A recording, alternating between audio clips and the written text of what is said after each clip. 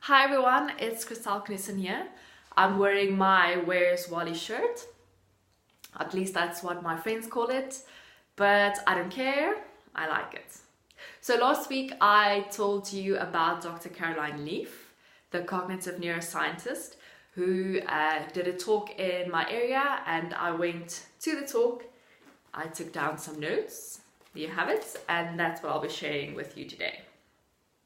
So if I have to summarize this whole video in one word, it will be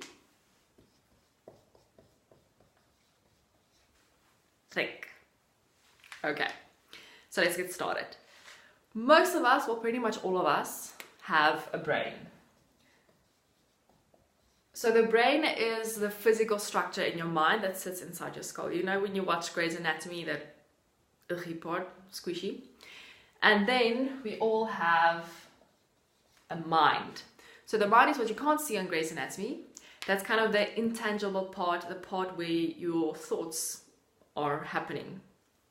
Now, most of us think that the physical structure of the brain is not in any way dependent on the mind, when in fact, what happens in the mind alters the physical structure in the brain. So if you have to sum it up simply, you can say, if you have crappy thoughts, you'll have crappy wiring in your brain. Okay, power to us, yay. Anyway, so what that means is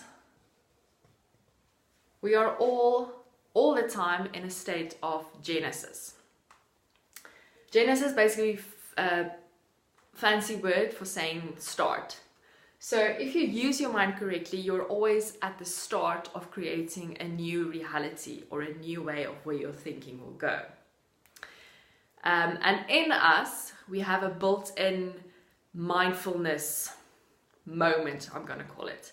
So every 10 seconds, you become aware of what you're thinking, what you're feeling, and what you're experiencing.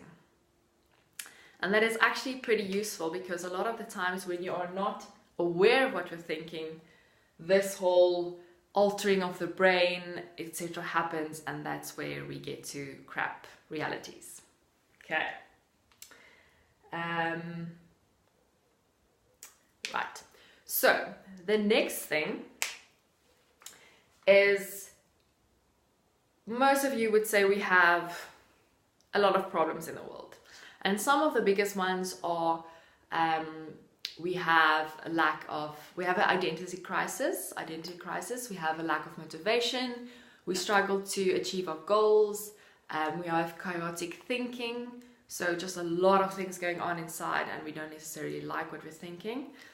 And the funny thing is that if more people are able to practice mental self-care, which is basically looking at what they're thinking and optimizing it, a lot of these problems will go away. Now, changing your thinking or your thinking patterns is absolutely possible, but it takes 63 days for a thinking pattern to change.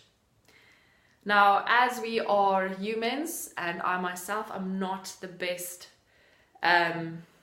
person with patience. Most of us only last for 4 days and then we give up. So if you are struggling to change the thinking pattern, perhaps it's because you need to persevere for a couple of more days. The beauty of this is if it takes 63 days to change a thought pattern, you can change 17 thought patterns in a year. So if I think of the major thought patterns that my clients come to me with, the number one I'd say is I'm not good enough. I think it's a universal one, but anyway. So if you choose 5 of your worst thought patterns and you're able to change them, when you can actually change 17 a year, what would that do to your life and how you view the world? All right. So this is all great, and I'm going to explain you one more theoretical thing, and then we'll get to actually how do you do this. So in any kind of mental health, coaching, whatever area, the basis is that you have your thoughts, which impact what you feel, which impacts your actions. So a lot of the times people stay on this action level where they're trying to change something. It might be something in the business, health-wise, losing weight, whatever. So they're trying to get to a specific action, but they're not looking at the feelings and the thoughts that go with it. So in order to change any action, a lot of the times, well, I'd say most of the time, you have to go look at the thought that governs it. So this is where it becomes so powerful, that if you actually go deeper to the thought part, you're able to impact what you're feeling and then what actions you're getting and ultimately where you go with your life. So super great, but let's move on to how do you actually do this.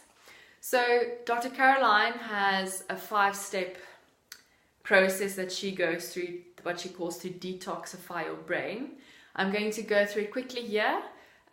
She's actually written a book about it that explains it in more detail. I'll post the link below if you want to go try it out. So the 5 steps is, number 1, you gather. So this is where you look at what's around you, you gather the information, the meaning, the senses, whatever, about where you are, your circumstances. Then number 2 is called focused thinking.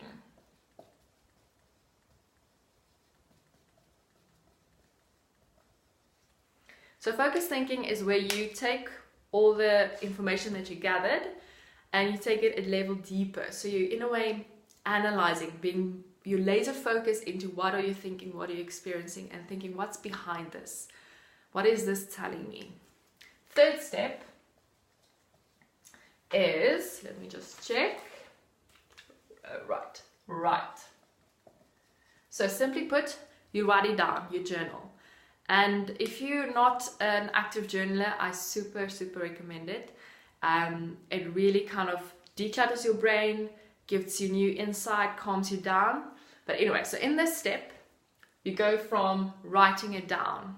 So you gather information, you focus on really what's happening, and then you write it down. 4th step is revisit.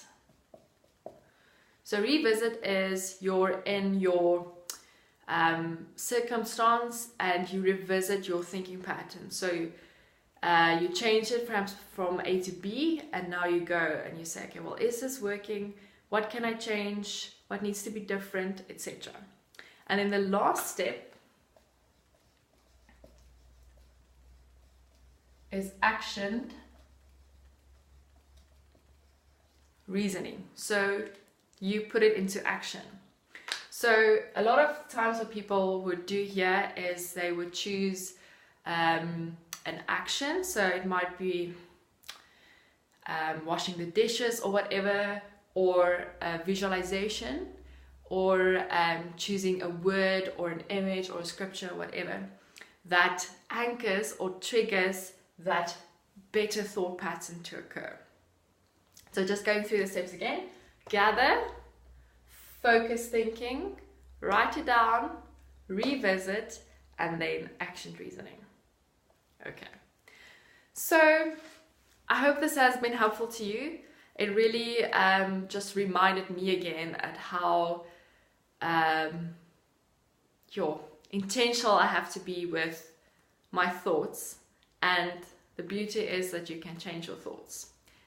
Not gonna lie, it takes a lot of hard work, and it is, as she says, a lifestyle change. You can't just do it once and think it's done. It is forever. But I do think that if you practice it and it becomes a habit, it gets much easier and you can kind of do it with much more effectiveness. So I hope this has been helpful. If you have any questions or comments, just drop them in the link below. and I'll hope to see you at my next video. I'll give you some more tips and tricks for a better life.